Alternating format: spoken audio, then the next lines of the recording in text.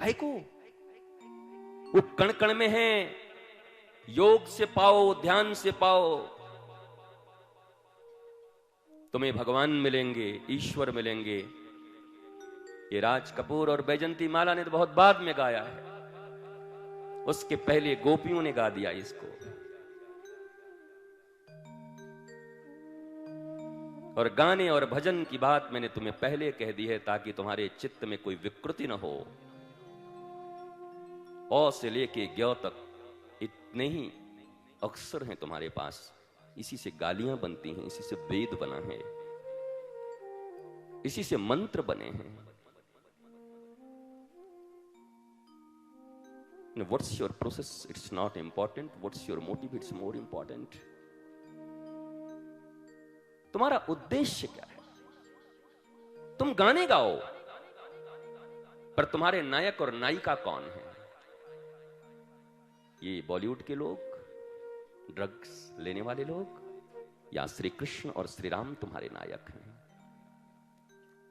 जानकी और राधा तुम्हारी नायिका हैं। फिर वो सारे गाने तुम्हारे लिए भजन हो जाएंगे। गोपी कहती है, ऊधो तू किस भगवान का दर्शन कराने आया है?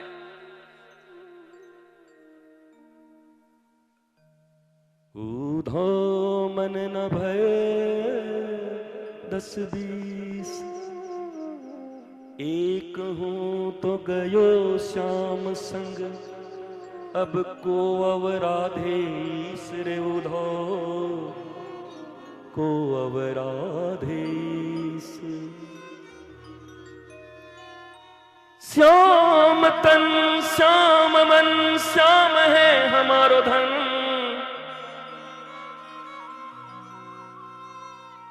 अरे आठों याम उधो हमें श्याम ही सो काम है। श्याम हिया श्याम जिया श्याम बिनु नहीं तिया, आंधे की शिला करी आधार श्याम नाम है। ऊधा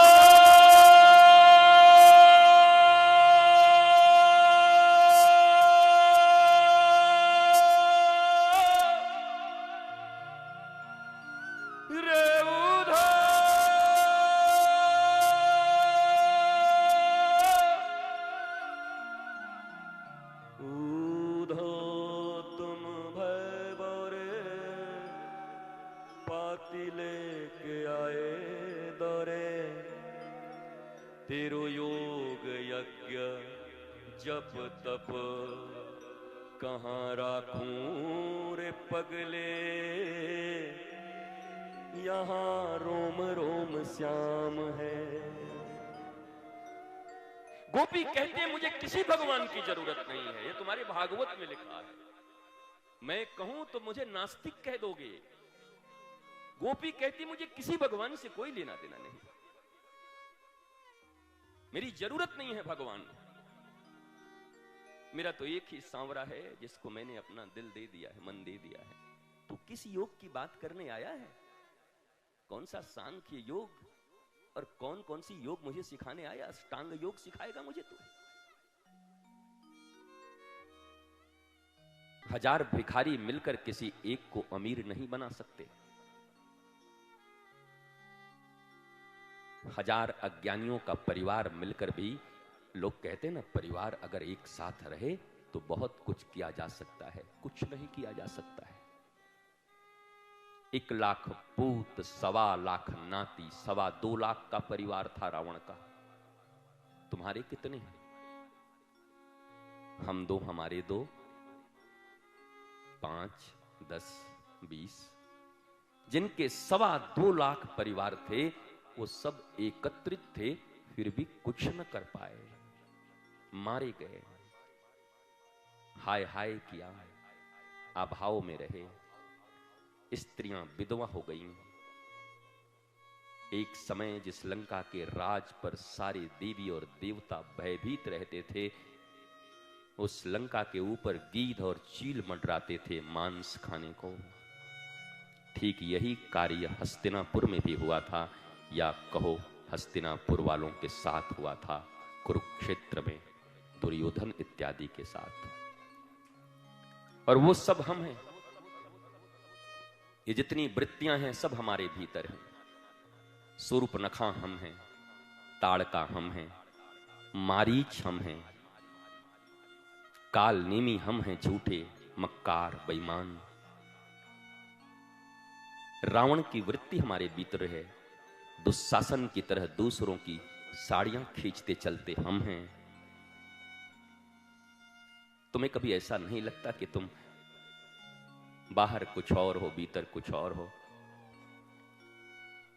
सारी जिंदगी तुम जेंटलमैन दिखाने का प्रयत्न करते हो, पर एक बार अगर स्वयं आंखें बंद करके अपने विषय में विचार करोगे तो शायद खुद से ही नफरत हो जाएगा।